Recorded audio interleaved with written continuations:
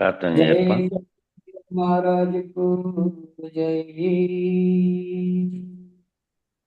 గురు బ్రహ్మ గురు విష్ణు గురుదేవో మహేశ్వర, గురు సాక్షాత్ పరబ్రహ్మ తస్మై శ్రీ గురువే నమః. గురువే సర్వలోకానాం విషజే భవరోగిణాం, ఇది సర్వ విద్యానాం శ్రీ దక్షిణామూర్తియే నమః. ఓంకార బీజ సిద్ధాంతం బ్రహ్మ విద్యోపదేశికం శ్రీమన్నారాయణం సూర్యం సద్గురుభ్యో నమో నమః.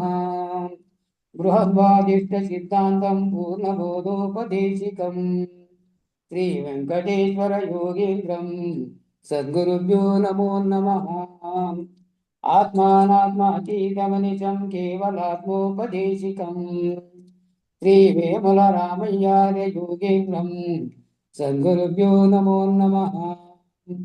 చరాచరమతీతం చల పూర్ణోపదేశికం శ్రీ పూర్ణానంద పూర్ణయార్య సద్గురుభ్యో నమో నమః. పూర్ణబోధ సుధానిధిం పూర్వపుణ్యఫలప్రదం వేదాంతానంద సద్గురుం వెంకటరమణార్య గురుం భజే. పూర్ణానంద పుల్లయార్య పుత్రరత్న మహాగురుం కృష్ణానంద విభం దైవం కృష్ణమూర్తి నమో నమః. పరబ్రహ్మాదర్శం పరాపర సమాదర్శం జ్ఞానాజ్ఞాన జనాతీతం అశ్వత్థార్య నమోస్తుతే.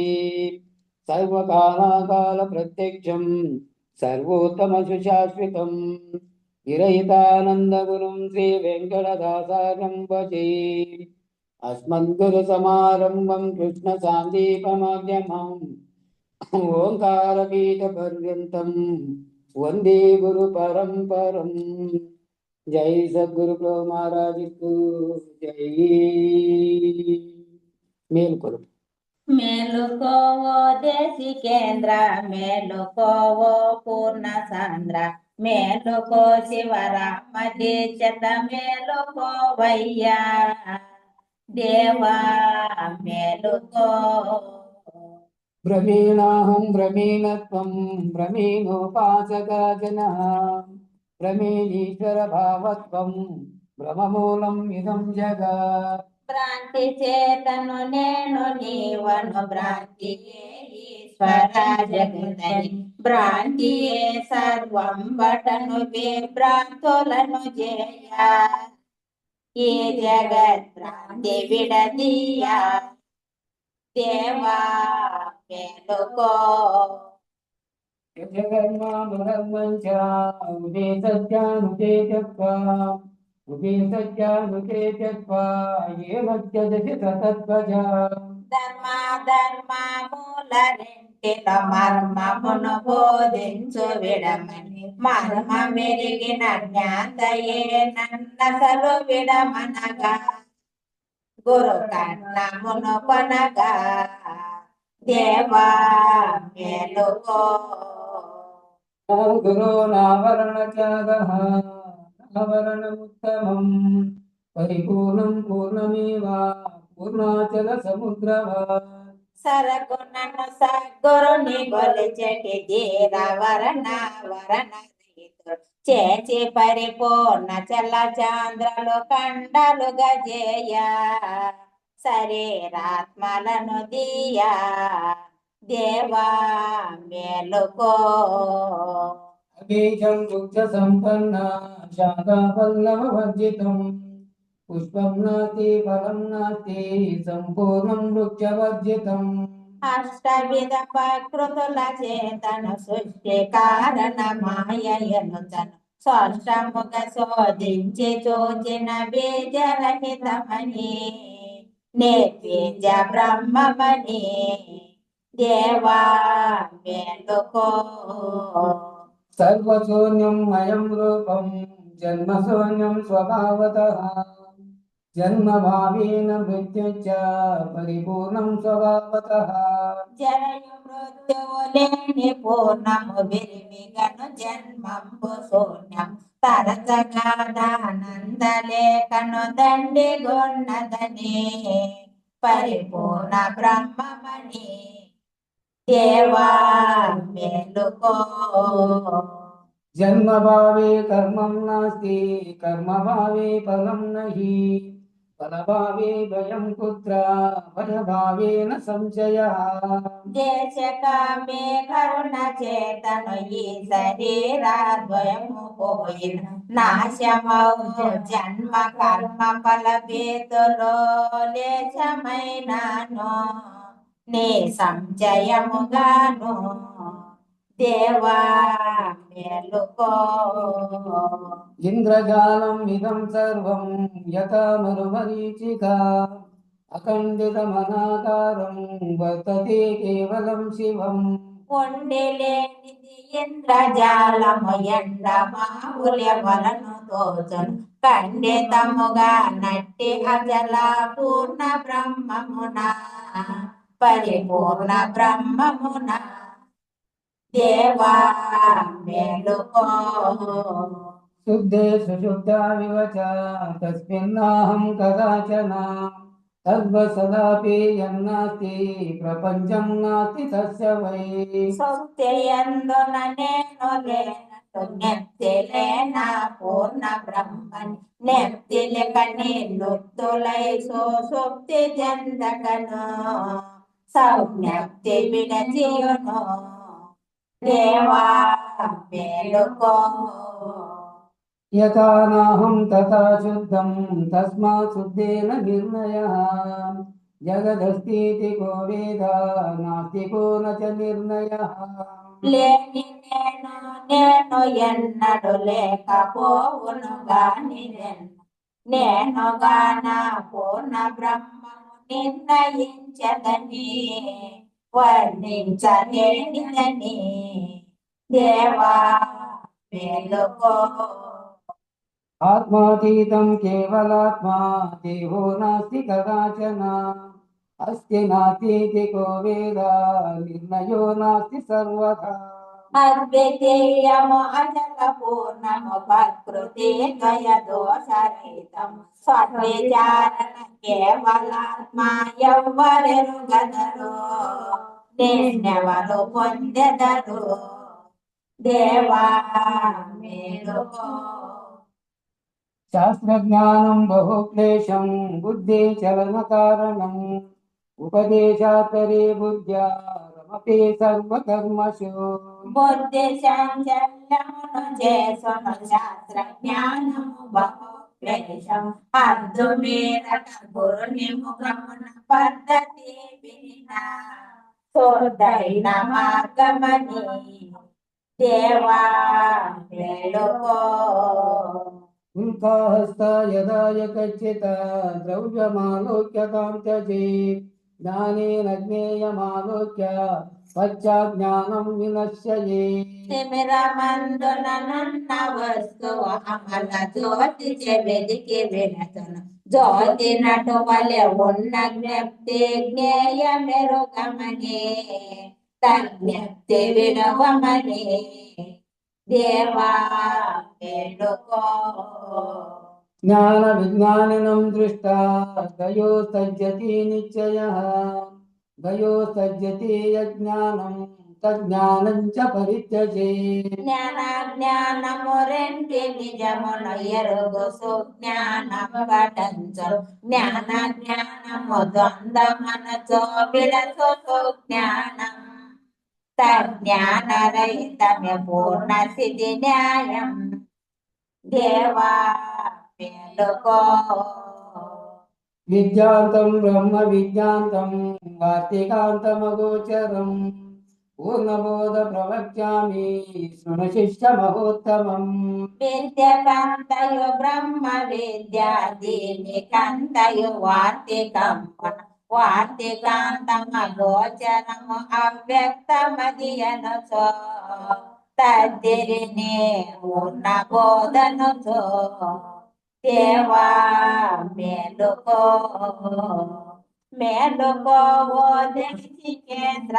మేలుకోవో పూర్ణ సాంద్ర మేలుకో శివరామ దీక్షత మేలుకోవయ్యా దేవా మేలుకో వాసిగా తోస్కోడే పురమున సాపితంబగు పీఠమందున దోసిలొగ్గెయు రామ రావిటలేక మేల్కొల్పే గురు బృందమున వేగ మేల్కొల్పే దేవా మేలుకో మేలుకోవో దేశికేంద్ర మేలుకోవో పూర్ణ సాంద్ర మేలుకో శివరామ దీక్షత మేలుకోవయ్యా దేవా మేలుకో జై సద్గురు బ్రహ్మ మహారాజ్ కు జై. జై శ్రీ పూర్ణానంద పుల్లయారి సద్గురు బ్రహ్మ మహారాజ్ కు జై. ఇందుగల గురు భక్త మండలికు జై. గురు పరంపరముకు జై. జై గురుదేవ. జై గురు. జై గురు. అందరికీ జై గురు. గురు పరంపరంకు జై. జై గురుదేవ. జై గురు. జై గురు. ఇంతకు మించి ఏమీ లేదు నాయన అని చెప్పడమే ఈ భుజం మార్చుకోమన్నది అనేది కూడా నిన్న ఆగిపోయింది. ఆ శవాన్ని మోస్తున్న వాళ్ళకు కూడా చెప్పడం ఇంతకు మించి ఏమీ లేదు నాయన. అలా ఎప్పుడైతే ఆ నడక ఉందో ఆ నడక ఈ సుఖం అనే దాని యందు ఆపేర్చగలగడమే జీవుడు అంటే. ఆ ఏమీ లేని దానికి పట్టుకొని ఏమవుతుంది అంటే సాక్షిగా ఉండకుండా ఆత్మగా ఉండకుండా శరీరం లేకొచ్చి తాదాత్మ్యం చెందుతుంది. కాబట్టి దీని సుఖంతో అది నా సుఖమే అనే పద్ధతిలో అది తాదాత్మ్యం చెందుతోంది. ఎంత తరచి చూసినా విచారణ చేస్తే, ఎంత తరచి చూసినా ఎంత విచారణ చేసినా ఈ ఆపేక్ష ఏదైతే కలుగుతోందో సుఖం కోసం, ఆ సుఖాపేక్ష కలగడమే ఆ కలిగిన దానికి జీవుడని పేరు. ఆ జీవుడే ఈ సుఖాపేక్ష దీనితో తాదాత్మ్యం చెంది కోరుతున్నాడు, దిగొస్తున్నాడు కిందికి. ఆత్మస్థితిలో ఉంటే దాని ప్రకాశం చేతనే ఇదంతా పని చేసినా అదేమో వచ్చి సంగమించట్లే. సంగమించకుండా ఉండి సాక్షిగా చూస్తేనేమో ఆత్మస్థితిలో ఉంటాడు. అట్లా కాకుండా శరీరంతో పొందుతున్న సుఖాపేక్షకు లోనై దానిలోకి దిగొస్తే జీవుడుగా ఉంటాడు. ఆ సాక్షిత్వానికేమో ఆత్మ అని పేరు. ఆత్మ అన్న శబ్దం నిజానికి సంస్కృత శబ్దం. సాక్షి అనే శబ్దం కూడా సంస్కృత శబ్దమే. మనకు అందుబాటులో దగ్గరగా ఉన్న పదమేమో సాక్షి. ఆత్మ అంటేనేమో అది చాలా లోతైనది. సాక్షి అనేదేమో అందరూ నువ్వు చూసావు కదా అంటే సులభంగా అర్థమవుతుంది. నువ్వు ఏమిటిగా ఉండి చూసావంటే ఆడేదో జరిగింది, అది జరిగిన దాంట్లో నువ్వు పాలు పంచుకోకపోయినా దాన్ని గమనించినావు సాక్షిగా ఉండి. అట్లా మనలో జరిగే వ్యవహారంలో కూడా సాక్షిగా ఉండి వ్యవహరిస్తుంది అది. ఆ ఆత్మ అనేదేమో కనపడేదేమి కాదు. దానివల్లనే ఇదంతా జరుగుతున్నప్పటికీ అదేమి ఎక్కడో దూరంగా ఏం లేదు. అదే సాక్షి స్థితిలో ఉంటే అది సంగమించకుండా ఉన్నట్టు. మరి కానీ ఏం జరుగుతుంది? సుఖమేమిట పరిగెత్తేనేమో జీవభావం అంటున్నారు. సుఖాల మిడత పరిగెత్తడం ఎందుకైతుంది అట్లా అంటే ఇది నేనే, దీన్ని చూసి నేనే అనుకుంటోంది కాబట్టి, శరీరమే నేననే భావనలో ఉంది కాబట్టి. అది ఉన్నప్పటికీ దాన్ని నడిపిస్తున్న దాన్ని నేను, అది ఊరికే ఉంది, అది జడమైనటువంటి వస్తువు. కదిలేమంటే కదులుతుంది, కదలమంటే కదులుతుంది, ఏం చేయమంటే. కాబట్టి ఏది సాక్షిగా ఉంది అంటే ఏది నడిపిస్తోందో మనలో ఉండే అది. దానిగా ఉండకుండా సుఖం వెంట పరిగెత్తడమేమో జీవభావం, సాక్షిత్వంగా ఉంటేనేమో ఆత్మభావం. ఇక ఆ పై మాటలన్నీ దానిపైవి.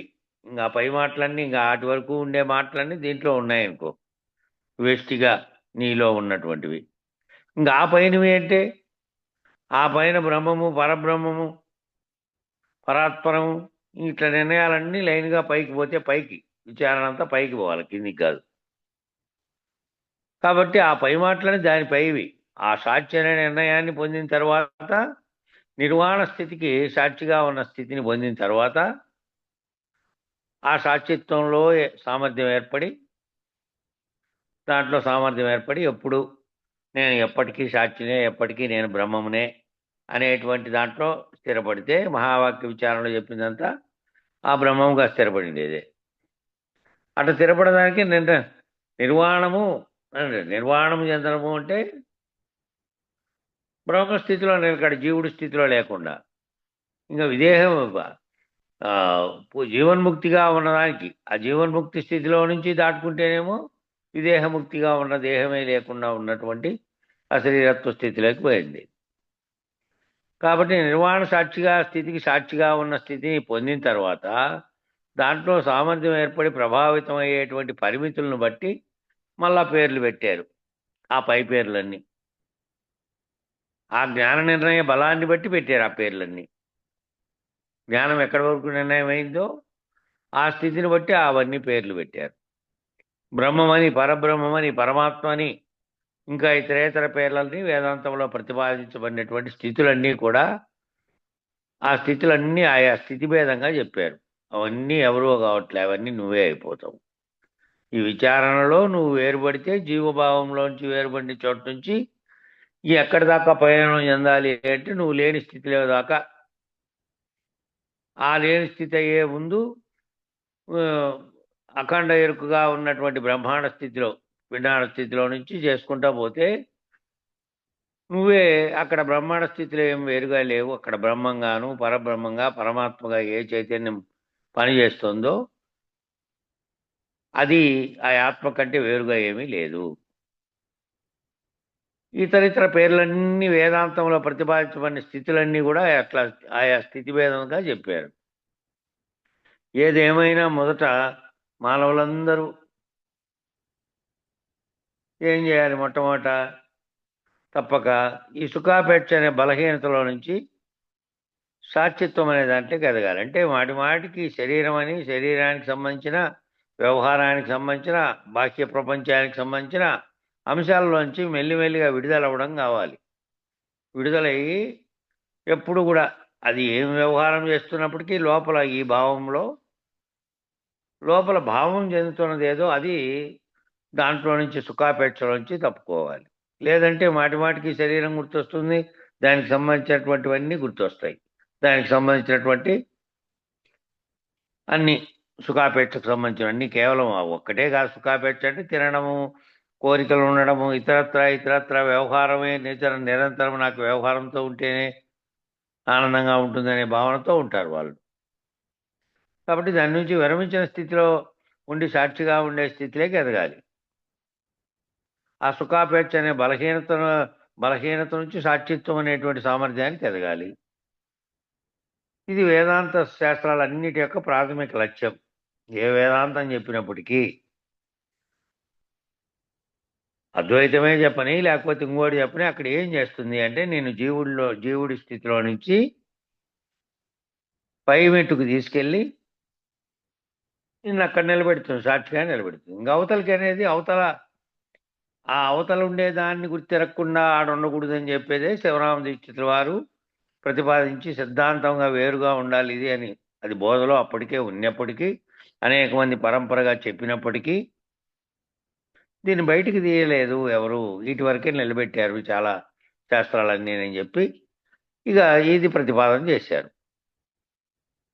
దాని నుంచి కూడా దాటుకునేటువంటి ఆ కారణ వస్తువు లేదు, కారణకార్యాలు రెండు రహితమైనటువంటి స్థితి లేకపోవడం. దీనికి ఏమి పెట్టి పుట్టక్కర్లేదు. దీనికి ఏమి ఓ బ్రహ్మ విద్య అని పేరు చెప్పుకొని ఏదో తలకిందులుగా చెట్టుకు తపస్సు 16 సంవత్సరాలు చేస్తే వీలు కాదనే పద్ధతి ఏం లేదు. ఇది దీనికంతా తలకిందులు తపస్సు చేసే పని ఏమి వీలు అవసరం లేదు. మనసు దాని మీద పెడితే చాలు. కాబట్టి తలకిందులు తపస్సు చేయి 16 సంవత్సరాలు చేస్తే కానీ వీలు కాదని అనుకోనక్కర్లే. నీ నిజ జీవితంలో చక్కగా నీవు సాక్షిగా జీవించవచ్చు. ఇంతకుముందు చెప్పాము, వ్యవహార రీత్యా వేరువేరు పాత్రలు పోషిస్తున్నప్పటికీ ఆ వేరువేరు భావాలన్నీ ఆ చూస్తున్న వాళ్ళవి, నీతో వ్యవహరిస్తున్న వాళ్ళవి. నీ మనసులో మాత్రం ఏముండాలి? నిజనేనుగా ఉన్నటువంటి అది నేను అనే భావన నీలో ఉండాలి. వ్యవహార రీత్యా ఎవరు ఎన్ని రకాలుగా అక్కడ బయట ఉన్నప్పటికీ. కాబట్టి ఆ విజ్ఞత ఉంటే చాలన్నమాట. కాబట్టి అది చెబుతున్నారన్నమాట ఇక్కడ. తరితీపు అంటారన్నమాట దీన్ని. తరితీపు అంటే కొన్ని పనులు ఒక రకంగా చూస్తేనేమో బాధ పెట్టేట్టుగా ఉంటాయి. కానీ ఆ ఉద్వేగం వలన అవి సుఖంగా కనపడతాయి. బాధ పెట్టేట్టుగా కనపడేటివి కూడా సుఖంగా కనపడేటివి ఉన్నాయి. అది ఏ కోరికకు సంబంధించిన ఆ కామం వెనకాల, అంటే ఆ కోరిక వెనకాల ఏముందో ఆ కోరిక వెనకాల ఉన్న గొడవంతా కూడా ఈ తరితీపుతో ఉంటుందన్నమాట. అందుకని ఈ ప్రయోగం చేశారు అక్కడ. అది సుఖాన్ని కోరుకుంటున్నటువంటి నొప్పి. ఏమిటంటే పచ్చిమిరపకాయ బజ్జీ తిన్నాడు, అది వేదన సుఖమా? అది కారంగా ఉంటుంది తెలుసు, నోరు మంట ఎత్తుకుంటుందని తెలుసు, మళ్ళా కాసేపు పోయిన తర్వాత నీళ్లు తాగాలి, లేకపోతే లోపల మంట కలిగిస్తాను కూడా తెలుసు. అయినా దాన్ని తినాలనే కోరిక కదా. ఆ ఇంద్రియానికి వేదన కలిగించావు, ఆ ఈ లోపలేమో దాన్ని తినాలనే కోరికేమో కలుగుతోంది. అది ఏ ఇంద్రియం నాలుగు మీద పడుతుందో నోట్లో పెట్టుకొని దానివల్ల ఆ చుట్టుపక్కలంతా మంటేస్తుంది. మిగిలిన తిని మింగిన తర్వాత లోపల దానికి ఏం తెలియదు. ఇది దీని రుచికి సంబంధించినంతగా పరిస్థితి అంతా ఈడగలుగుతుంది, కానీ దాని వేదనకు సంబంధించిన లోపల మొదలవుతుంది మళ్ళా. అట్లా దానితో పాటు ఇతర ఇంద్రియ సంఘాతాలు కూడా వేదననే పొందింది. దాంతో పాటు ఇతరమైనటువంటి ఇతర భాగాలు కూడా వేదన పొందుతాయి. కళ్ళెమ్మట నీళ్లు గారినాయి, కాసేపు పైనుంచి మంట పుడితే అప్పుడు కళ్ళలో నీళ్ళు వచ్చేది, నోరంతా మంట పుడుతుంది, కడుపు అంతా మండిపోతుంది. మర్నాడు దీన్ని విసర్జించేటప్పుడు కూడా అక్కడ కూడా మంటే, విసర్జావయం దగ్గర కూడా మంటే లేస్తుంది. ఆ వాడిండే దాని యొక్క ఆ కారం లేకుండా ఉండే సప్పరకం వచ్చినాయి అట్లాంటివి అయితే ఏం కాదు, కానీ తీవ్రంగా కారం ఉందనుకో అది ఏం చేస్తుంది, ఇంకా ప్రమాదకరంగా పరిణమిస్తుంది. ఇంత ప్రమాదం కొని తెచ్చిన అబ్బా ఎంత బాగుంటుందో అంటుందంట మనస్సు. మామూలుగా దాంట్లో దాంట్లో గుణాల విషయం వచ్చినప్పుడు దాంట్లో గీతలో కూడా చెప్పారు. ఈ గాఢత్వం కోరుకుంటారంటే ఈ రాజస తామస గుణంతో ఉండేవాళ్ళు, వాళ్ళు పులుపు తినాలన్నా, కారం తినాలన్నా, లేదంటే ఉప్పు తినాలన్నా, ఏ పదార్థాలు రుచుల్లో తినాలంటే ఆ రుచి ఊరికే కొంచెం కొంచెం ఉంటే చాలదంట వాళ్ళకి. గాఢంగా ఉండాలట. గాఢమైనటువంటి కారం, గాఢమైనటువంటి పులుపు, గాఢమైనటువంటి ఇది ఉండాలి. నోటికి రుచించి బాగా ఆహా అని అనిపించేటట్లు ఉండాలి. మళ్ళీ ఏందైనా ప్రమాదం కానీ. అట్లా కొని తెచ్చుకొని అబ్బా ఎంత బాగుంటుందో అంటుందంట మనస్సు. ఇదేమో జీవుడు, అంటే ఇంద్రియ ఇంద్రియాలలో జరిగే వేదనలను కూడా సుఖంగా మార్చుకుంటుంది అనమాట. అది సుఖమని అనుకుంటుంది. అలా చూస్తే జననం నుంచి మరణం వరకు ఉన్నవన్నీ తరితీపులే. జననం నుంచి మరణం దాకా అని తెచ్చిపెట్టుకుంటున్న తిప్పలన్నీ ఈ తరితీపులే. దాన్ని సుఖంగా చూడడం వల్ల, శరీరం ముందే వాటన్నిటినీ సుఖం అనుకోవడం వల్ల ఈ శరీరాన్ని భరించడం అంతా కూడా వేదనాభరితంగా ఉంటుంది. చిట్ట చివరి దశకు వస్తే అప్పుడు ఏమైంది, ఎట్లబ్బా ఎన్నాళ్ళు భరించాలి ఈ శరీరము, ఇంక అయిపోయి ఊరికే కదలలేకుండా వచ్చే స్థితిలోకి వచ్చామిందే, ఏం చేసేదబ్బా, ఎప్పుడు అవతల బారేద్దామా అనిపిస్తూ ఉంటుందంట ఆ వాళ్ళకు కూడా, చుట్టూ చేసేవాళ్ళకు. చాలామందిని చూశాను ఇట్లా, ఎప్పుడు బాబు ఈ బంధనం నుంచి విముక్తి అని అడిగిన వాళ్ళని కూడా చూశాను. అట్లా అడుగుతూ ఉంటారంట. అది భరించలేక ఆ తీవ్రత ఆఖరిలో ఎప్పుడబ్బా ఎన్నాళ్ళకు వస్తుందబ్బా, చివరి కాలంలో మృత్యువేదనలాగా మరణ వేదన ప్రారంభమై కొంతకాలం, ఎక్కువ కాలం పట్టినటువంటి వాళ్ళ యొక్క చూపులు, భావాలు అట్లుంటాయి కొంతమంది.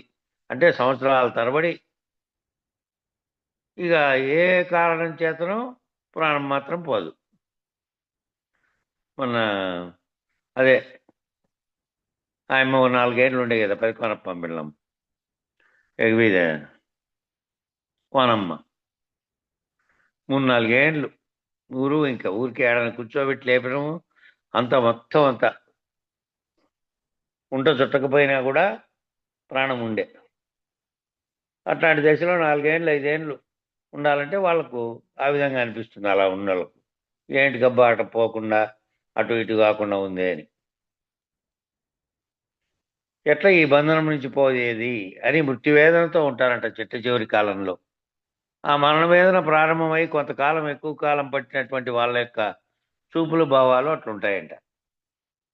ఇందులో నుంచి ఈ పంజరంలో నుంచి నన్ను విముక్తి చెందించవయ్యా అని ఈశ్వరుని వేడుకుంటూ ఉంటాడు. ఇంకా పంజరం అంటే ఇదే, అవయవాలతో కూడినటువంటి పంజరంలో లోపల ఉంది ఓ చిలక. అది సర్వమును కలిగించినటువంటి, సర్వమునకు కారణమైనటువంటిది. అది ఆత్మగా ఉన్నటువంటి చిలక.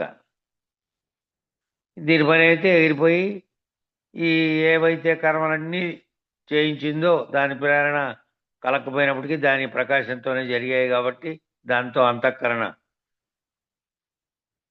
భావన చెంది ఈ పనులన్నీ చేసింది కాబట్టి ఈ కర్మల ఫలితాన్ని అనుభవిస్తే మళ్ళీ ఇంకో శరీరం కావాలి కాబట్టి దానికి పోయి ఇంకోటి వెతుక్కుంటూ ఉంటుంది. కాబట్టి ఎంత లాస్ట్లో విముక్తి చెందించబోయా ఈశ్వరుని వేడుకునే కర్మ ఫలితం అయిపోయేదాకా అది పోదు. ఎంత ప్రయత్నించినా వెళ్ళదు ఆ పంజరంలో నుంచి. ఆ పంజరంలో ఎంతకాలం కర్మలు అనుభవించాలో అది అట్లే ఉంటుంది. అందులోనే కొట్టుకుంటూ ఉంటాడంట చిలక. అందులోనే కొట్టుకుంటూ ఉంటుంది. ఈశ్వరానుగ్రహం అయితే తప్ప వెళ్ళలేదు పాపం. అలా మరి అది ఒక పంజరం, అది ఒక పంజరం.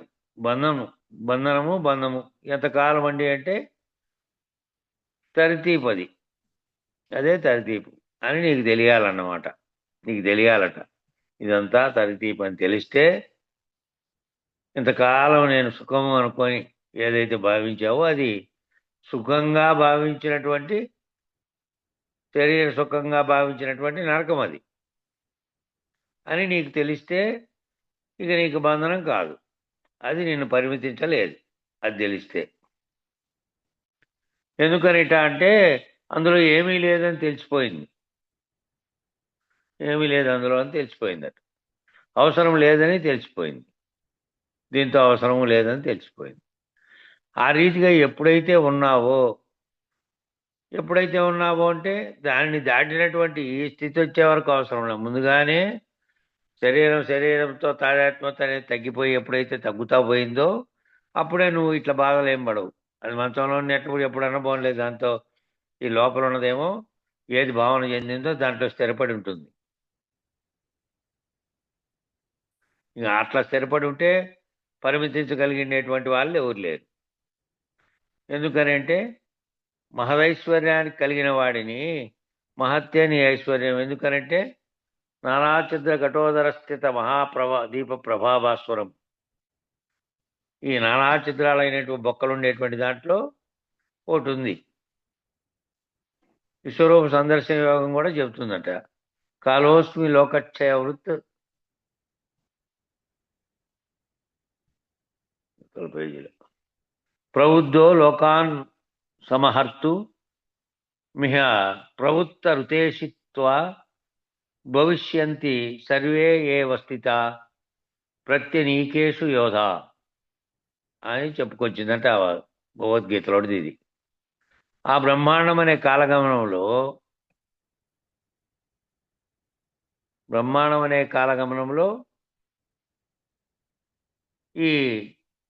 ఆ కాలగమనమే కొంచెం తగ్గించాలి.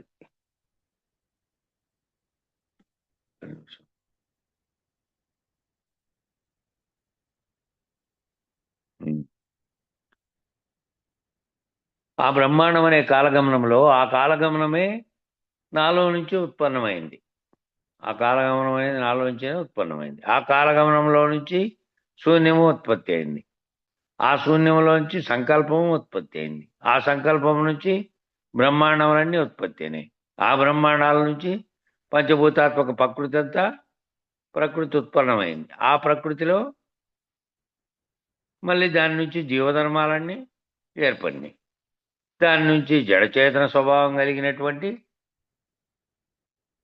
ఆ జడమైనటువంటిది చేతనమైనటువంటి, 2 రకాలైనటువంటి జడచేతన స్వభావం కలిగిన ఈ సంఘాత్మ అంతా వచ్చింది.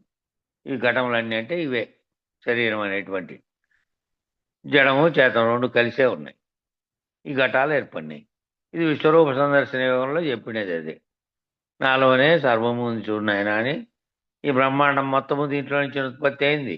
అనేక బ్రహ్మాండాలు, అనేక జీవులు, అనేకమైనటువంటి దీంట్లోనే ఉన్నాయి చూడు. జీవులతో పాటు ప్రకృతి వైపరీత్యాలు సర్వము దీంట్లోనే ఉన్నాయని చూపించాడు. ఈ దృష్టితో చూసాము.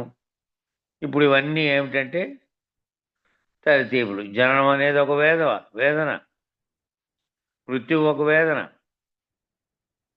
అంతకుముందు శరీరానందంతోనే అది వచ్చింది. జననం కలిగింది, అప్పుడు ఒక వేదన, మృత్యువు ఒక వేదన. ఇది తీపే కానీ వేదనే. ఇది వేదనే, అది వేదనే. ప్రసవ వేదన నుంచి మరణ వేదన మధ్యలో వేదనాభరితమైన జీవనం. మళ్ళా ఆ ప్రసవ వేదన కాటి నుంచి మొదలు పెడితే మళ్ళా మరణ వేదన అయ్యే లోపల మళ్ళా రకరకాలైనటువంటి వేదనలు. ఒక వేదన కాదు, జీవనం అంతా వేదనే. లెక్కలేనటువంటి వేదనలు జరిగినాయి. వేదన లేనటువంటి, రోదన లేనటువంటి స్థితిని పొందడం కొరకు చేసే ప్రయత్నమే ఒక ప్రయత్నమే ఈ జీవనం అనేది. అవి లేకుండా చేసుకోవాలి. ఆ వేదన రోదన లేకుండా కావాలనేదే ముందు మనకు లక్ష్యంగా ఉండాలి, గమ్యంగా ఉండాలి. వేదన రోదన దాంట్లో నుంచి ఆ రెండు జీవుడిగా భావన చెందుతూ ఉంటే దాంట్లో నుంచి ఎలా పోవాలో తెలియక కొన్నాళ్ళు సుఖము, కొన్నాళ్ళు ఆనందము, కొన్నాళ్ళు దుఃఖము అన్నీ జరుగుతూనే వస్తున్నాయి. కాబట్టి ఎన్నాళ్ళు పోయినా కూడా ఆ కష్టాలన్నీ తీరిపోయినాలే అనుకుంటే మళ్ళా ఏదో ఒకటి ఉంటుంది. కాబట్టి ఎప్పుడు నిరంతరము ముందు లక్ష్యం అంతా ఏడుండాల. సాధనకంతా గమ్యము. సాధన గమ్యం ఏంటి? మన సాధనకు ఇదే. దీంట్లో నుంచి ఈ వేదన రోదన లేనటువంటి దాన్ని తెలుసుకునే కోసం. ఆ రీతిగా దానికి పరమానందం అని పేరు. అందుకే పరమానందం అది. దాంట్లో వేదన రోదన లేనటువంటి, సర్వద్వంద్వరహితమైనటువంటి, సర్వభ్రాంతిరహితమైనటువంటి, అన్ని భావన చెందకుండా ఉన్నటువంటి స్థితి. ఏమండి దేని కొరకు జీవిస్తున్నామంటే పరమానంద ప్రాప్తి కొరకు అంటుంది వేదాంతం. వేదాంతం ఏం చెప్పింది? ఈ ఆనందం కోసం కాదురా, శరీరం కాదు, పరమానంద ప్రాప్తి కొరకు. ఆ పరమానంద ప్రాప్తిలో మళ్ళీ నీకు సుఖము అని వేరుగా, దుఃఖమని వేరుగా, ఆనందమని వేరుగా, బాధ అని వేరుగా, ఈ ద్వంద్వలు ఉండవు. అన్నీ ఎప్పుడు ఒకే రకమైన స్థితిలో ఉంటుంది అనేటువంటి దాన్ని, ఆ ఆనందానికి పరమైనటువంటి స్థితిని, ఆ ఆనందానికి కూడా పరమైనటువంటి స్థితిని పొందాలంట. అది మానవ లక్ష్యం, మానవ జీవన లక్ష్యం. ముక్తి మోక్షం ఇట్లా మాట్లాడదు. ఇదంతా ఏమిటంటే పర్యాయ పదాలతో అనుచారంగా అందరికీ అందుబాటులోకి వచ్చినటువంటి పదాలు ఇవి. కానీ సరిగ్గా తెలిసిన వాళ్ళు ఏమంటారంటే పరమానంద ప్రాప్తి. అందుకే మోక్ష సన్యాస యోగంలో ఈ పరమానంద శబ్దాన్ని వాడతారు. బ్రహ్మ జ్ఞానావళి మాల కూడా ఈ పరమానంద శబ్దాన్ని వాడుతుంది. పరాత్మాహం అంటుంది, పరమేష్టి అంటుంది, శివాద్వైతం అంటుంది, పరశివము అంటుంది. ఏదైనా సరే ఈ పరశబ్దంతో జోడించేట పడేటట్టుకే వాటన్నిటికీ ఒక లక్షణం ఉంది. ఏమిటంటే ఇది ఆ తరితీపులను పోగొడుతుంది. ఇంతకాలం ఏవైతే దీని ద్వారా బాధల్ని ఆనందంగా భావించావో వీటన్నిటినీ పోగొడుతుంది అది.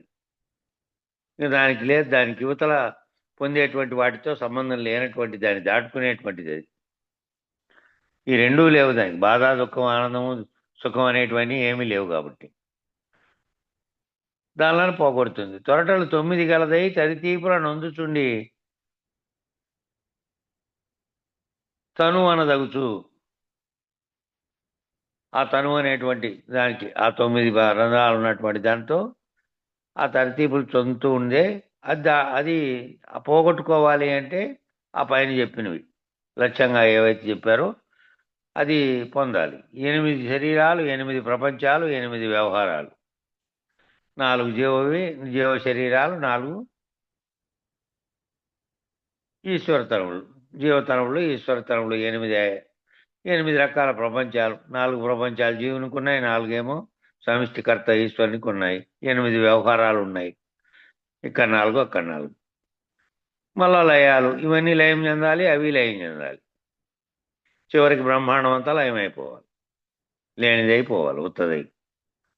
ఈ 8 ప్రాదుర్భవనాలు అన్నీ తనువనదగుచు అచలం ఉన్నదని తాలేననుచు.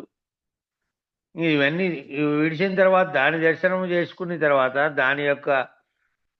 దాన్ని ఊహాస్థితిలో కనీసం గురువు యొక్క ఊహ చేతనే నీ ఊహ పనిచేసి 2 కలిసినటువంటి ఊహలో, ఒకే ఊహలో అది భావన చెందాలి. ఆ భావన చెందినామనుకో, ఇంక చెందిన తర్వాత ఏముంది?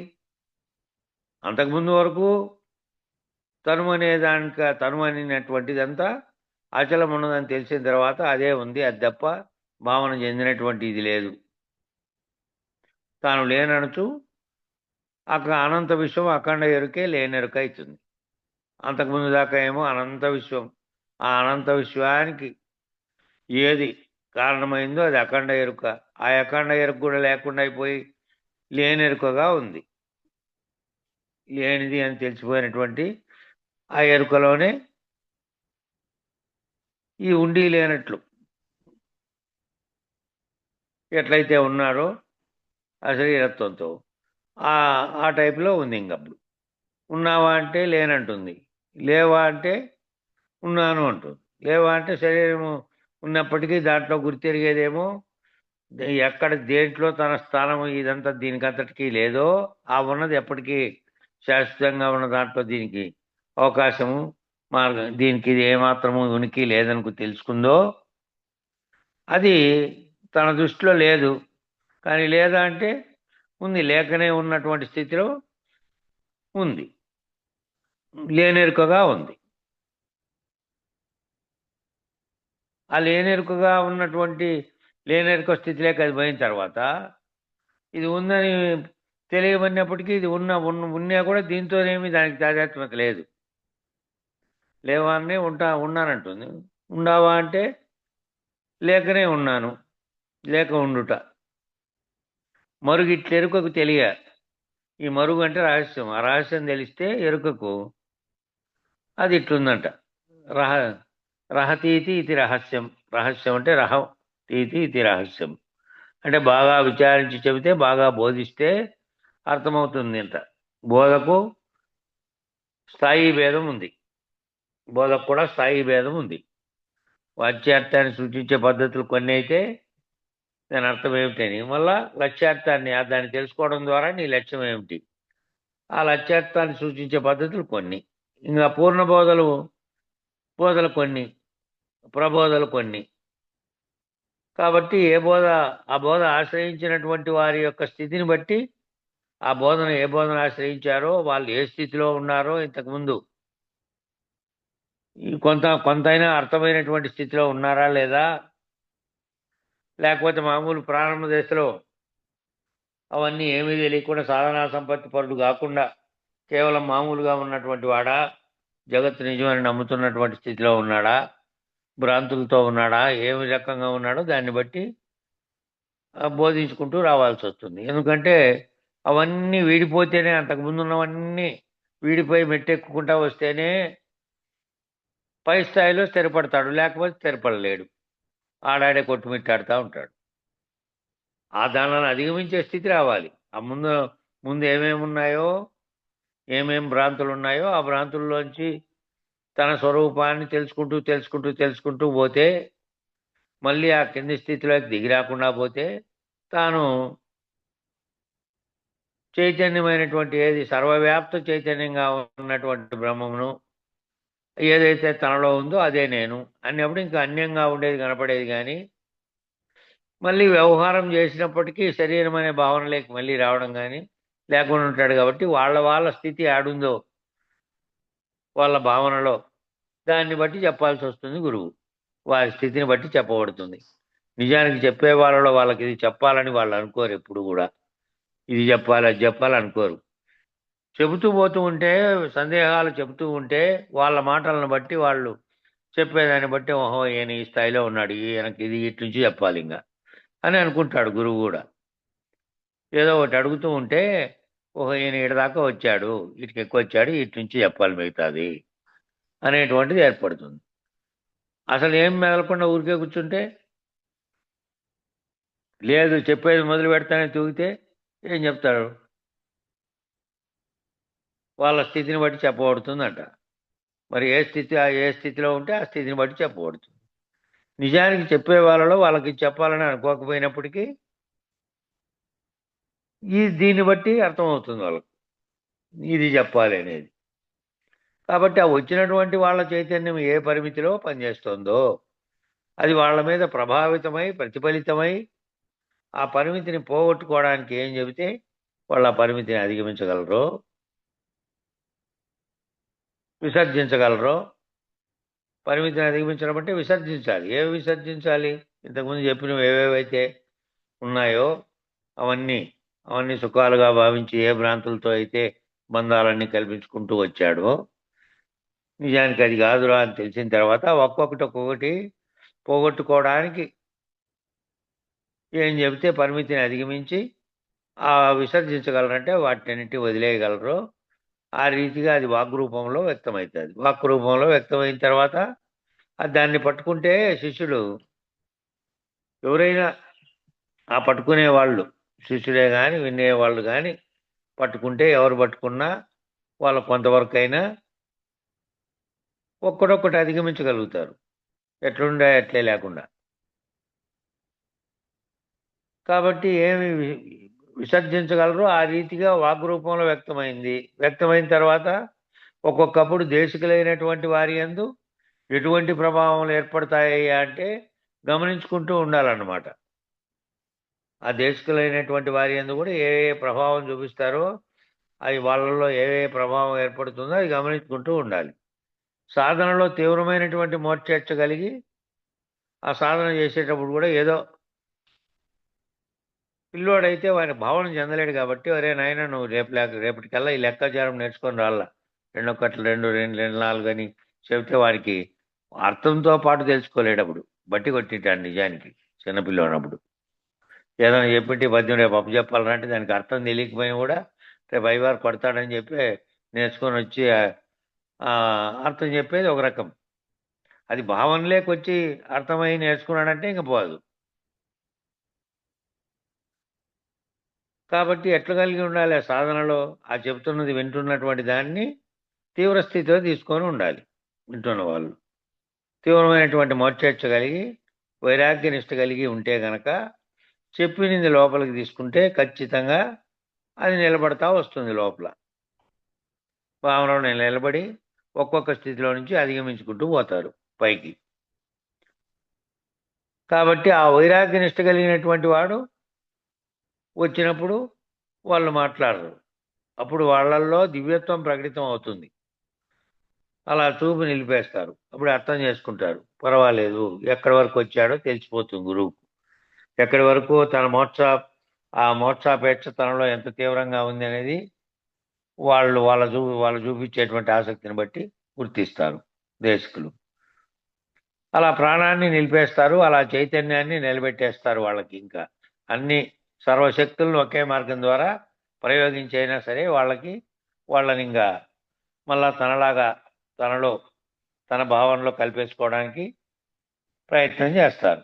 ఈ శిష్యుడు పర్వాలేదు ఈ మొత్తం మార్గం అంతా ఇక్కడి దాకా వచ్చాడు, ఇక నా భావాలతో ఏకీకృతమైతే ఇంకా అవతల తాను కూడా గురు స్థితిని పొందే స్థితికి వచ్చాడు అనేది అర్థమైపోతుంది. అట్లా అర్థమైపోయే సర్వశక్తులు వడ్డైనా వాళ్ళకు ఒక మార్గం ద్వారా వాళ్ళను ప్రయోగించి చైతన్య రూపంలో సాధకుని ప్రవేశించి తానే గురువే ప్రవేశించి అట్లా చేస్తుందంట. ఇలా సద్గురు ప్రవేశం ఏనుగు గుడారంలో దూరినట్టు అని చెప్పాడు. ఏనుగు గుడారంలో దూరి గుడారాన్ని అంతా నామరూపాలు లేకుండా చేసి పారిపారేస్తుంది. గుడారం వద్ద ఏమొద్దునైనా ఈ ఏ దాంట్లో అయితే ఉన్నావో, ఏ ప్రాకారంలో ఆ ప్రాకారం వీడి బయటికి రా. ఆ గుడారమే ఈ ఆవరణ. ఆ ఆవరణ నుంచి బయటకు వచ్చేసాయి అని చెప్పి ఆవరణ రహితం చేసి తీసుకుపోతుంది.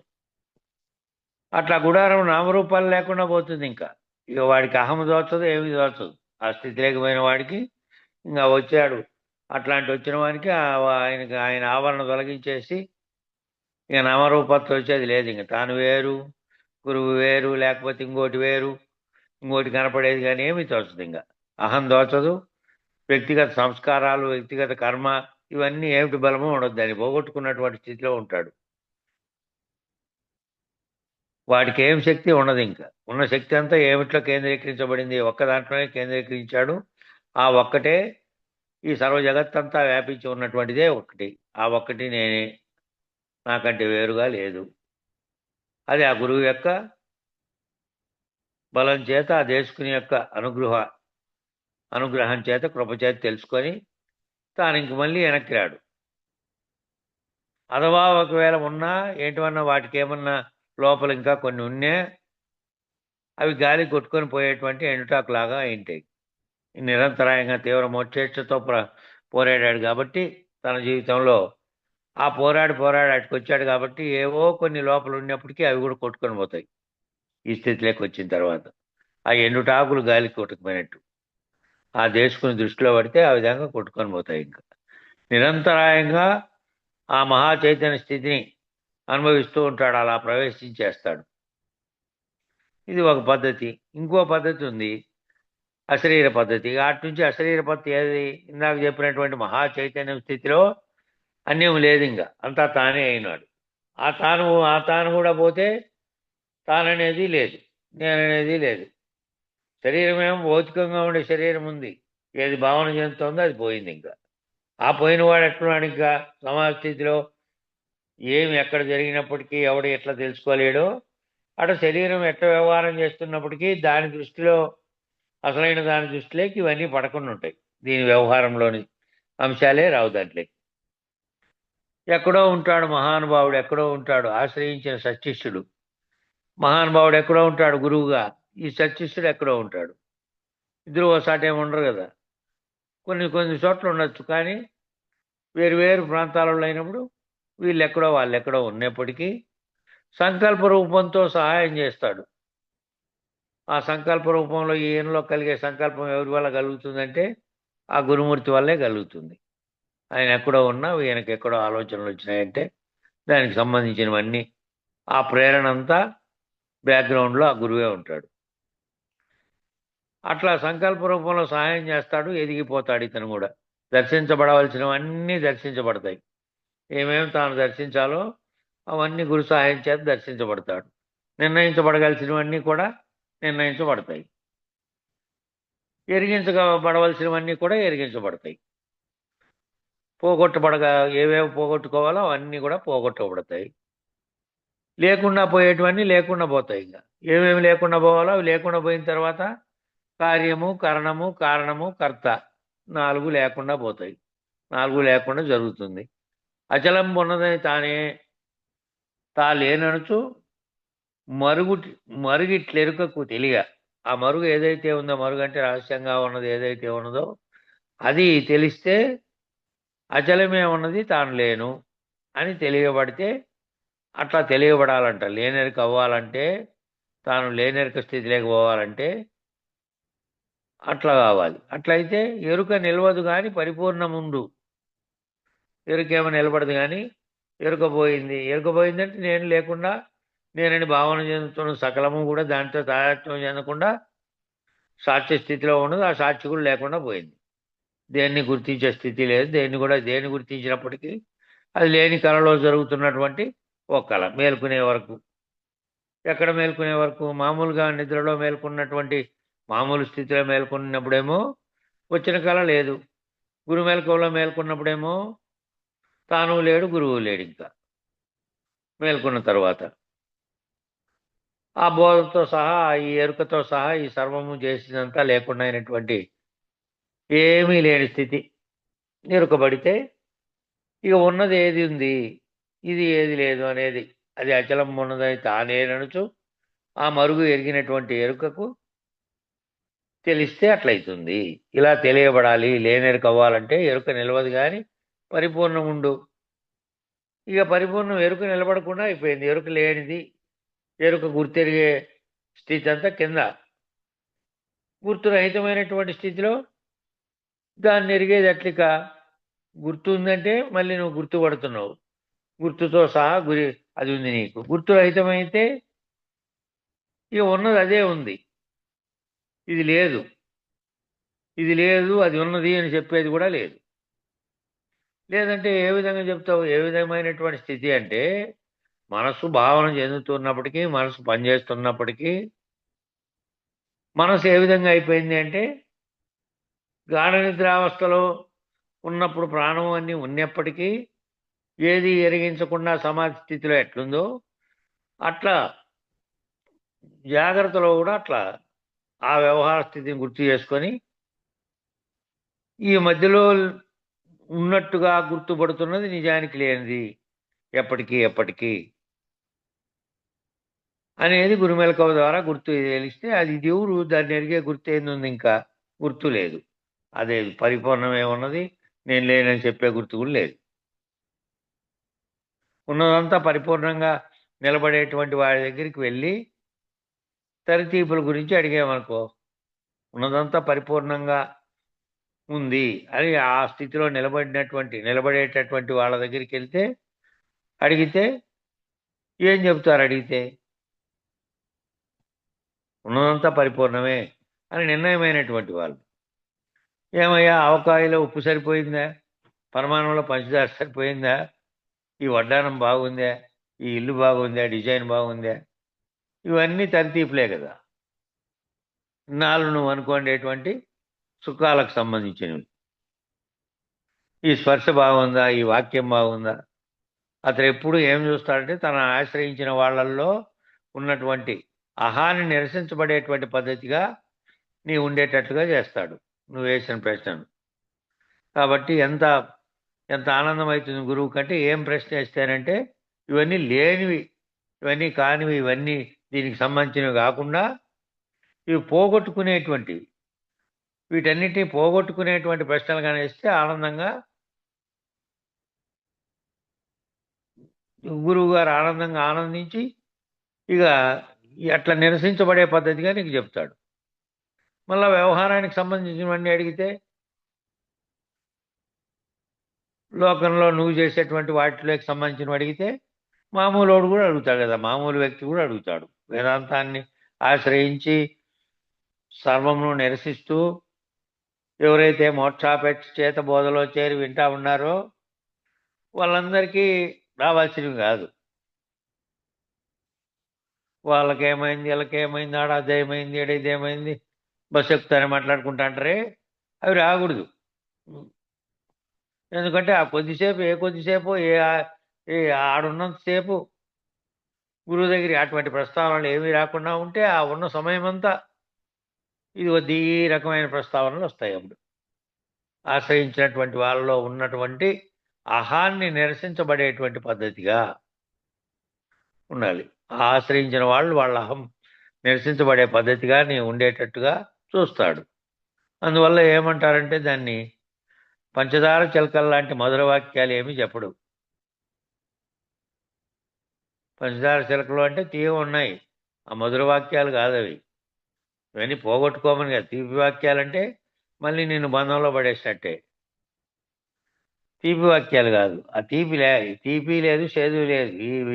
ఈ రుచికి సంబంధించినటువంటి అంశానికి సంబంధించినటువంటి లేకుండా చేయగలిగేటువంటి వాక్యాలు. పంచదార చిలకల లాంటి మధుర వాక్యాలు అనేటివి కాదు. ఏవైతే నిజానికి పంచదారకు ఆకారం ఉంది అంటే ఏ ఆకారంలో పోస్తే ఏ ఆకారం. రుచి దాంట్లోని రుచి ఒకటే కదా తెలియబడేది. ఆకారం ఎట్లా నుండి పంచదార అంతటిని ఒక చిలక రూపంలో వస్తే చిలక అయింది. దాన్ని పంచదార చిలక అంటాం. మామూలుగా పరసల్లో అమ్ముతారు. వాళ్ళు కరగబెట్టుకొని పోసుకొచ్చింటారు రకరకాల బొమ్మలు. పిల్లలు అట్లయితే దాన్ని తీసుకొని కొనుక్కొని దాన్ని పుల్ల చెక్కింటారు. ఆ పుల్ల తీసుకొని నోట్లో పెట్టుకొని తీయగుందిన్నట్టు విషయానందం పొందేకి. ఈ విషయానందం అంతా పంచదార చిలకల లాంటిది. ఈ మధురంగా మాట్లాడే వ్యవహారం ఉన్నది, ఈ గొడవ అంతా కూడా పంచదార చిలకట్లాడిదే. వాటి వల్ల ఏ ప్రయోజనము లేదు, అవన్నీ తెరతీపులు. బాగా మాట్లాడి చెప్ప, అది అడిగా ఇది అడిగా, అది దీని గురించి అడిగా దాని గురించి అడిగా, ఏమి వాళ్ళు బాగున్నారా ఇల్లు బాగుండ, ఇవన్నీ అడిగా అంటే ఇవన్నీ అవేనంట ఆ పంచదార చిలకల లాంటివి. ఇవన్నీ తరతీపులే.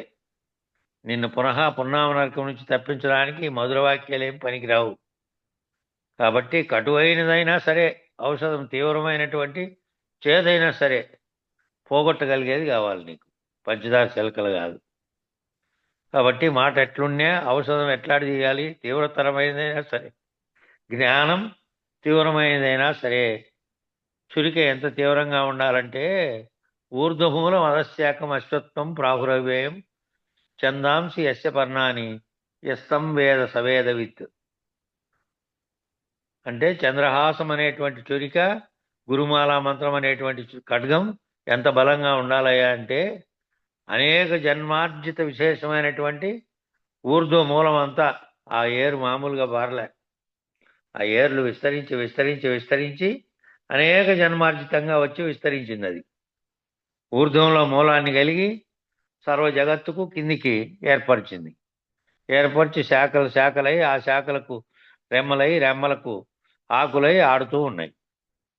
పుట్టడము, రాలిపోవడము, రాలిపోయిన తర్వాత కొత్త మొలకేయడము, మళ్ళీ రాలిపోవడము, ఇదంతా జరుగుతుంది. కాబట్టి ఒక్క వేడును తెగ్గొట్టగలిగేటువంటి, ఒక్క వేడితో దాన్ని తెగ్గొట్టగలిగితే తీవ్రమైనటువంటి సాధనమై ఉండాలి ఆ తెగ్గొట్టగలిగేది. కాబట్టి అట్లాంటి దాంతో తెగ్గొడితే అట్లాంటి మాటలు మాట్లాడతాడు. తెగ్గొట్టే మాటలు మాట్లాడాలి. పంచదార వద్దు, తీయమైనటువంటి ఆ తీపిలే వద్దు. కాబట్టి తెగ్గొట్టే మాటలు కావాలి. అట్లాంటి మాటలు మాట్లాడతాడు. అట్లా ప్రయోగం కూడా అలా చేస్తాడు. మూలాలలో, నీ లోపల ఉన్నటువంటి మూలల్లో ఉన్నటువంటి లోతుల్లో ఉన్నటువంటి అహం ఎక్కడెక్కడో ఉంది, ఓ చోట కాదు. లోపల ఉన్నటువంటి అహం అన్ని రకాలుగా ఉంది. శరీరం పట్ల శరీరంగా, వస్తువుగా, ధనంగా, సంపద, అన్ని రకాలుగా ఉంది, ఒక రకంగా కాదు. శరీరంతో పాటు మళ్ళీ నామరూపాత్మక బాహ్య ప్రపంచము, వస్తు ప్రపంచము అన్నిట్లోనూ విస్తరించి ఉంది అహం, ఓ చోట కాదు. ధనం రూపంలో, ఇంకో రూపంలో రకరకాలైనటువంటివన్నీ తానేననే భావంతో ఉంది. ఇంక మరి అహం యొక్క మూలాన్ని పట్టుకొని ఏం తీసేస్తాడో, ముళ్ళుని ఎట్లా అయితే వెతికి పట్టుకొని తీసి అవతల బారేస్తామో అట్లా ఆ ముళ్ళు కుచ్చుకున్నప్పుడు నొప్పే, మళ్ళీ తీసేసేటప్పుడు కూడా నొప్పే. మరి తీసేయకుండా ఉంటే ఇంకా ఎక్కువైతుంది, మొత్తానికే కుళ్ళే వ్యవస్థ వస్తుంది. కాబట్టి నొప్పే. అలాంటి వాళ్ళతో వ్యవహరించడం అంటే, జీవించడం అంటే అది కూడా ఓ తపస్సే. ఆ తపస్సే కాకపోదు. ఎందుకనంటే నిరంతరాయంగా ఆ తీసేసే గురువు పని ఒకటే, తనను ఆశ్రయించిన వారిలో ఉన్నటువంటి అహాన్ని నిరసింపజేయడమే పనిగా పెట్టుకున్నటువంటి జీవనం ఆ గురువుది. కాబట్టి ఇతరులతో పోలిస్తే పిచ్చివాడి వలె ఉంటాడు. ఇతరులు ఎట్లా, వాళ్ళంతాను ఆహా నీకు ఆనందించగలిగేటువంటి పంచదార చిలకల్లాంటి మాటలు చెప్తాడు. లేదంటే నువ్వు ఇచ్చిన దాంతో పొంగిపోయో ఇంకో రకంగా ఉండి నీలాగానే ప్రవర్తిస్తారు అప్పుడు. కాబట్టి అది కాదు. ఈ రకంగా ఎవరైతే అన్ని రకాలుగా ఉన్న నీ అహాన్ని నిరసింపజేసేటువంటి, తెగ్గొట్టగలిగేటువంటి స్థితిలో ఉన్న వాళ్ళు కావాలి. ఇతరులతో పోల్చినప్పుడు వాళ్ళందరూ పోలిస్తే ఈయన పిచ్చోడు, ఇట్లున్నాడు అని అనుకోవచ్చు. కానీ ఈయనకి అవసరం లేదు. అవసరం ఉన్నవాడేమో ఆసక్తి, నిరాసక్తి. కాబట్టి ఇక్కడంతా నిరాసక్తి. ఉన్నదాలను ఉన్న ఆసక్తులను పోగొట్టడమే పని ఇక్కడ ఉండే గురువుకు. కాబట్టి ఉన్మన్యానవస్థయా, జ్ఞానోన్మత్తుడు, జ్ఞానంతో ఉన్మత్తుడు అంటే పిచ్చోడని. మామూలుగా ఉన్మత్తత అంటే పిచ్చిగా తీవ్రతతో ప్రవర్తించేవాడు. ఎటువంటి ఉన్మత్తుడు ఈయన? ఈ గురువు ఎటువంటి ఉన్మత్తుడు అంటే జ్ఞానోన్మత్తుడు. జ్ఞానం చేత ఉన్నాడు. ఆ జ్ఞానం అందరికీ చెప్పాలనే స్థితిలో ఉన్నాడు అంతే. ఆ దేశకేంద్రుడు ఆ నిరసించేటువంటి అన్నిటినీ నిరసిస్తే ఏ జ్ఞానం అయితే కలుగుతుందో ఆ నిరసించే తెగ్గొట్టేటువంటి స్థితిలో ఉన్నాడు. మధుర వాక్యాలు చెప్పి నిన్ను మళ్ళీ ఆకర్షించే స్థితిలో లేడు. నీ సర్వాకర్షణలను తెగ్గొట్టే స్థితిలో గురువుతో ఆ స్థితి యందు గురువుతో ఐక్యతా సిద్ధి పొందినటువంటి స్థితి యందు బయలు స్థితి యందు నిలకడ చెంది ఉంటాడు. ఆ శిష్యుడు కూడా ఆ గురువుతో పాటు బయలు స్థితిలో నిలకడ చెంది ఉంటాడు. అటువంటి గురువును ఆశ్రయించితే అట్లా తెగ్గొట్టగలిగే గురువు. ఈ పేజీ ఇటుకి సరిపోయింది. 64వ పేజీలో రేపు మొదలు పెట్టుకుందాం. మంగళం చెప్పండి. జై సద్గురు ప్రభు మహారాజుకు సకల దేశములందు సర్వకాలంబోల సకల వస్తువులందు సందు లేక సకల చరాచర సాక్షిరహితుడవైన సగుణ నిర్గుణాతీత సద్గురు దేవా మంగళము మంగళము సద్గురు దేవా మంగళం మంగళం శ్రీ పూర్ణానంద మంగళం మంగళం శ్రీ పుల్లయ్య మంగళం మంగళం శ్రీధర స్వామికి శిష్యుడై నిలచిన శ్రీధర స్వామికి శిష్యుడై నిలచిన శివరామ దీక్షలో సేవ చేసి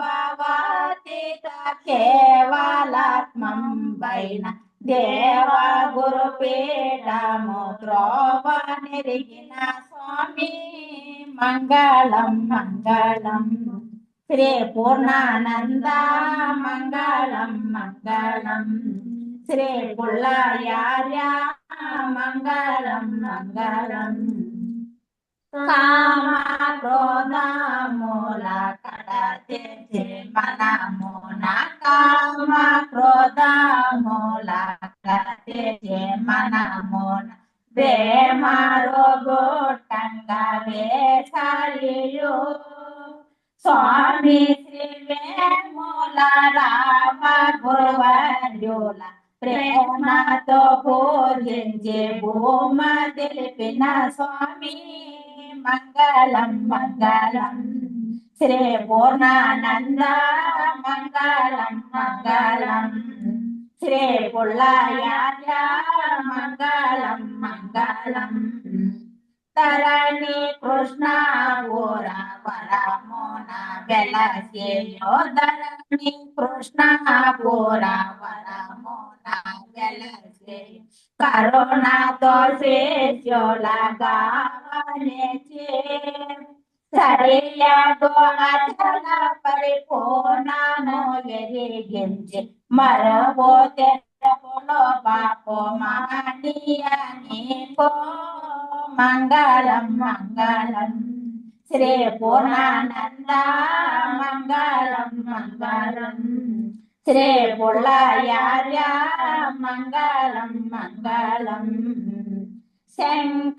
శంకరుడాదిగా సకల దేవతలను శంకరుడాదిగా సకల దేవతలను పంకముగానేదో పూజ చేయ వెంకటాచలమయ్య గొంకలో వేడంగా సంకటంబులో బాబు సద్గురు దేవా మంగళం మంగళం శ్రీ పూర్ణానంద మంగళం మంగళం శ్రీ పుల్లయ్య మంగళం మంగళం సకల దేశములందు సర్వకాలములందు సకల వస్తువులందు సందు లేక సకల చరాచర సాచిరైతోడైన సగుణ నిర్గుణ దేవ సద్గురు దేవా మంగళం మంగళం శ్రీ పూర్ణానంద మంగళం మంగళం శ్రీ పుల్లయ్య మంగళం మంగళం మంగళం గురుదేవాయ మహనీయ గుణాత్మనే సర్వలోక శరణ్యాయ సాధు రూపాయ మంగళం మంగళం. జై శ్రీ పూర్ణానంద పుల్లయార సద్గురు మహారాజుకు జై. జై శ్రీ వేదాంతానంద వెంకట రమణార సద్గురు మహారాజుకు జై.